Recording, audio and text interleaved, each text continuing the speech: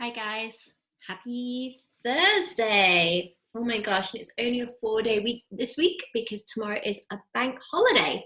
So, because I didn't realize that when I sent your home learning packs home, I'm just going to explain what will happen. Here is Thursday and here is Friday's work.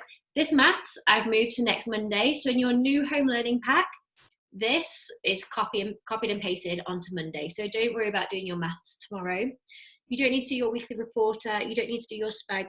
But today, for your topic, you can choose either to do Thursday's or Friday's activity. You can choose.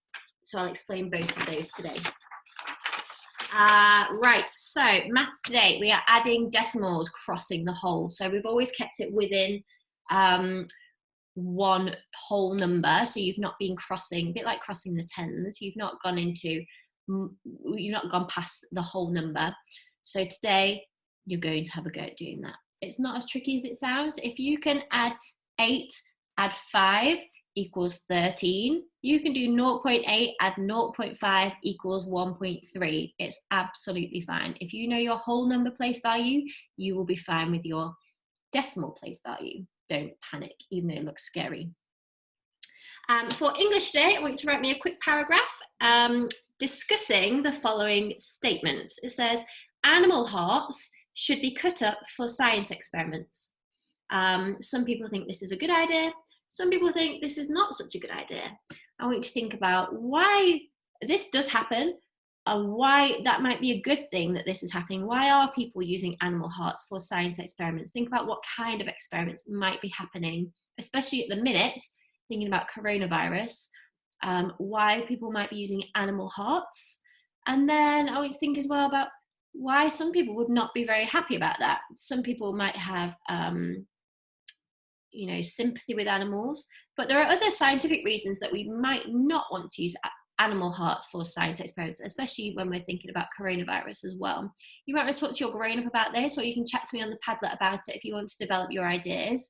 It's quite a grown-up topic, but science experiments do happen on dead humans and dead animals. And it's really important that we do that. I want to know what your opinion is. So you can either write a balanced argument and write about both points of view, or you can choose which one you think is important, which is your opinion, and you can just write about that one. It is up to you. But again, if you want to chat about it, hit me up on the Padlet and we can talk about it because it is quite a complex issue. For spag today, you've got a spag map. I've just started off on autumn 1. It might be really easy. I'm going to see how we get on. If it's really easy, I can jump forward to summer. There's 6 parts. It will not take you very long at all. Crack on with that. And then you've got 2 topic choices for today. You have one choice, which is about the life of Charles Darwin. Charles Darwin is a ridiculously famous scientist. And he wrote an incredible scientific theory about evolution. Before Charles Darwin was around, everybody thought that God invented the world and that God invented all the creatures, and that's what happened. And Charles Darwin came along and studied some animals and said, I don't think, well, maybe something like that happened, but he said that animals evolved over time. And he came up with this incredible theory, which kind of turned the world on its head. Lots and lots of people still believe in religion, and lots of religions have kind of adapted this theory. Some people still don't believe this theory, and some people just believe this theory and don't believe in a religion. Some people don't even care. But I want you to have a little look into his theory of evolution. I have put some links on the website to help you, and you've got I think you've got a PowerPoint in your pack to help you as well. I want you to look at his work on the Galapagos Islands and what he found out there, and about the animals that live there and what makes them really special and how he used those to help him develop this theory.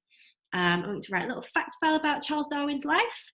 And I put this in your pack, so let me find it for you. Aha. Yes, I did put a PowerPoint in there for you to have a little read of, but you could do some of your own research as well. I've included this Charles Darwin fact file. You might want to fill this out, or you could do one of your own in your book, but this might be easier. You drew a cute little picture in there as well. Your resources that I included for your newspaper report, like this, and I also included some of these as well. You could save these for next week, for doing your newspapers next week. And any news that you have from your family, or any news that you would have liked to include in your news report this week, you can roll over to next week. So that is one option. You can do both options if you want. The other option is to have a go at making some shadow puppets. A shadow puppet is a bit like a silhouette, where you just cut out like the outline of an animal, or well, we're going to do animal shadow puppet. So you might cut out a bunny or a giraffe, or maybe choose an animal that has a really distinctive outline. Like a giraffe, you'd know that was a giraffe straight away because it has a huge long neck. An elephant you would know because it has a big long trunk, and that's how it stands out. A rhino you would know because it has a big horn. So think about some animals that you that would stand out. Maybe don't choose like a cat, because a cat could look like a dog or a fox or a wolf. They all have quite similar body shapes. And what I would like you to do is create a couple of shadow puppets and have a go at telling a story using these shadow puppets. You can make up your own story, or I've attached a really nice link. I'm going to share my screen. I've attached a really nice link for this BBC Aesop's Fables. Aesop's Fables are some really famous stories. You will have learned some of them already. Some of them are really, really famous. Some more so than others. And I actually have a book of Aesop's Fables at school that I had when I was little. And there are some really good, very short, literally some Aesop's Fables are like 2 sentences long. There are some short stories here that you might like to listen to. They're audio stories. There's no visuals. I don't think there's any pictures with any of them. But you might like to choose one of these stories. I thought these were good though, because they kind of look like shadow puppets already. And if you're feeling very ambitious, what you could do is you could try and film yourself retelling the story with your shadow puppets, a bit like one of these videos. And if they're good, I could share them on our website next week, and other people could watch your video. But there's loads and loads and loads to choose from. Like I said, you can come up with your own, but oh, this is a horrible one, the goose that laid the golden eggs. You can come up with your own story, or you could use a story that we know already. Sorry, you could use your own story, or you could use one of these Aesop's Fables, or another story that you know. Town Mouse and Country Mouse. Did we learn about that in year 2? I used to teach that in year 2. The Boy Who Cried Wolf, a really famous Aesop's Fable. Did we do? I did an assembly about that once. I don't think that was with you guys though. So yeah, have a little look at this. That might keep you entertained over the weekend. If you want to do both, you definitely can. If you just want to do one of those tasks, that's fine. If you want to do one today and you're bored over the weekend and want to do another one, go for it. I hope you have a lovely weekend tomorrow. We're not going to Zoom tomorrow. We will do our Zoom on this afternoon. So if you're doing our quiz this week, it won't be tomorrow, it will be today. So I'll see you there at 2. And have a lovely long May weekend. I hope the weather improves. And I'll see you back here on Monday. More fun. Bye.